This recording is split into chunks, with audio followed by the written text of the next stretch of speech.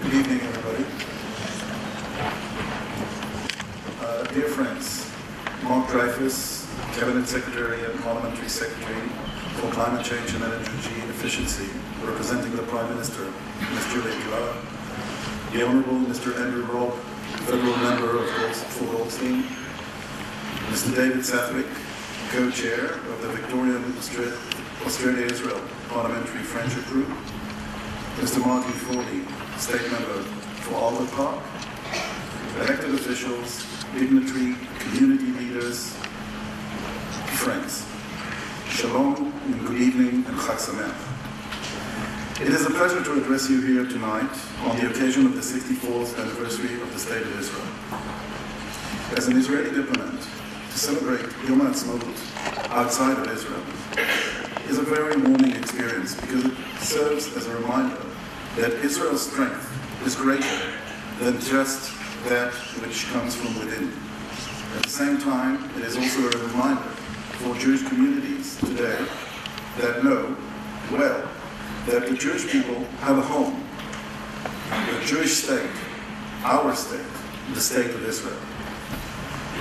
Particularly celebrating here in Melbourne, I'm reminded that although the Australian Jewish community is far from the largest in the world, it is certainly one of the most, if not the most, vibrant, representing a wonderful cross-section of the best of Jewish values and cultures. I would also like to commend the organizers of this grand event on their achievement in unifying multiple community organizations, which I know is not an easy task, particularly with Jewish organizations. But you have proven it is possible. I pay tribute to the efforts of the Zionist Council of Victoria, the Jewish National Fund, and the United Israel Appeal in bringing this event to fruition. In union, there is strength to fight the challenges faced not only by the State of Israel, but by Jewish and democratic communities across the world. Though it is said that for every 2 Jews, you have 3 opinions, and sometimes that's not enough, the unity that underpins the Jewish nation is our greatest strength. Ladies and gentlemen, we have spent 64 years talking, fighting, and praying for peace and security. Upon the pages of history, of our history books, are tales of great battles, heroic events, and courageous struggle. From the floors of the United Nations to the hot, dry sands of Sinai, they tell of profound losses and astonishing victories, of land, people, and the Jewish spirit. The children in Israel are raised on these stories of battle. Our calendars are marked by memorial days for fallen soldiers. At school, we learn the purpose of the Jewish state is to secure the Jewish future. Soon after, we joined the IDF and served with this belief. Amid a context of profound challenges, this steady focus on security is unsurprising. Even today, we face threats from Iran on the brink of attaining nuclear weapons, paired with calls for our nation's destruction. We sit in a region rife with instability as our Arab neighbors falter between springs and winters. And, of course, we are compelled to pursue the endless campaign to affirm our very right to exist. To many, this is the story of Israel. But I suggest that this is not the full story, that it is missing a chapter. In 1945, as we recounted our losses from the Shoah, the Holocaust, and questioned how we could move on from the depth of the horror we had been submerged in. The goal was plain, though far from effortless. Back then, ours was a discourse of survival, hope and endurance. We had losses to mourn, families to regroup, and a nation to rebuild. We had to survive and move forward. 64 years on, we take pride in how far we have come to that point. 2,000 years after our people were banished from the corners to the corners of the globe, we are able to establish the Jewish state. From the ashes of the Holocaust, we have defended this state against unshakable odds, continuing our discourse of survival. But while survival is undoubtedly necessary, it is not sufficient. And by spending so much time training, fighting, and praying for peace and security, many have forgotten that this is not our purpose as a people and as a state. We crave more than just survival. We aim to thrive. And we need to remind ourselves that, and the world, what it is we are trying to build. Not just to be another country, but to become a light onto the nations. This does not mean being perfect or being better than anyone else. It means making a contribution to the world.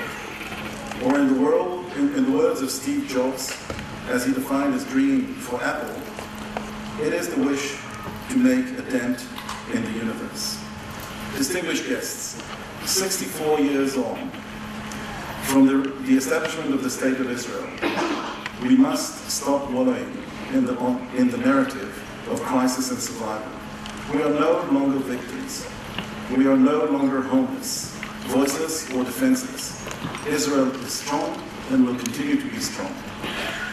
From the clutches of foreign empires, from the inhumanity of the Holocaust, and from the depths of the diaspora, our forefathers and mothers worked to turn an ancient piece of real estate in the Middle East into a thriving oasis of intellectual, political, religious, and commercial activity, where people live with freedom and liberty.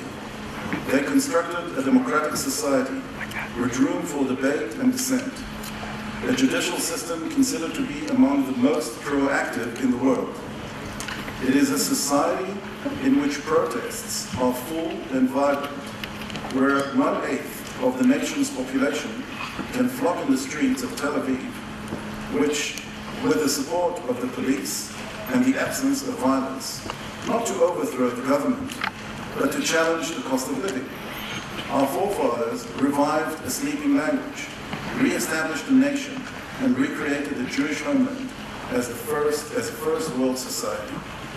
Over the last 6.5 decades, we have fought off enemies vying of our destruction on all fronts, and amid this, we have nurtured our lands, sowed seeds of education in the minds of our young, and seen generations of suburbs and new immigrants blossom in the land of Israel. Our desert and economic markets are blooming, and we have finally found our place among the nations. Though we are not liked by all, we command respect for contributions we have made to science, agriculture, and technology. For the disproportionate appearance we make at Nobel Prize ceremonies, for the speed we offer supplies and aid in the wake of natural disasters, and for the conferences we run to teach developing nations how to yield food from parched earth. When we lack oil and natural resources, we make up in chutzpah and innovation. This year, Israel will be the first country in the world to begin ending its addiction to oil. We will start replacing our gas-fueled cars for electric cars and on a mass scale.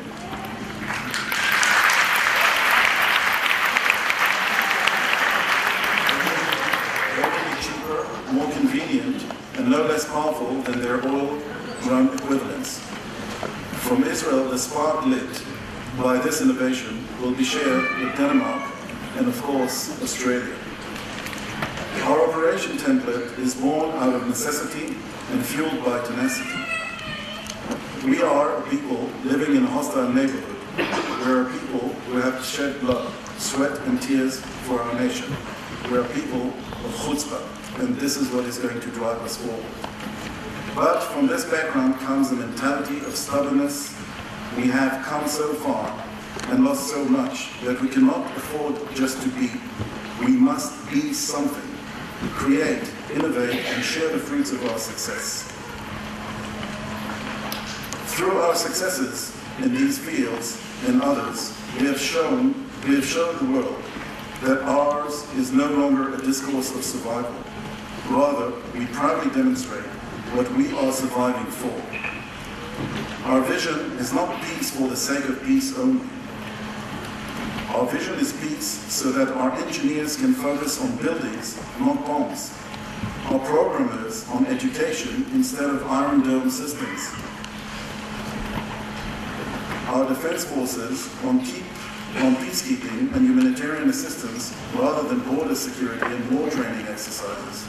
This is why we crave peace. This is the vision we seek to materialize.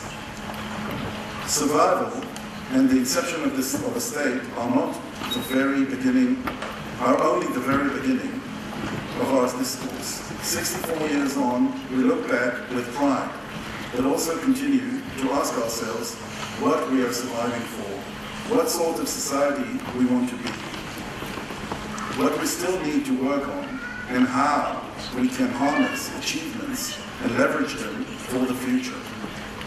I started by praising the unity of this community tonight, and I will end with a call to continue with that spirit of unity into the future, because this is one of our greatest strengths. Ladies and gentlemen, we will not let enduring conflict distract us from our vision or confuse us into thinking survival is our only goal. Survival by itself is not the purpose. As Israel settles into middle age, let us remember and be guided not merely by survival, but what we are surviving for, to make our dent in the universe. For this is the reason for our celebration tonight and for many years to come. I wish you all Yom Ha'atzmaut Sameach and Chag Sameach.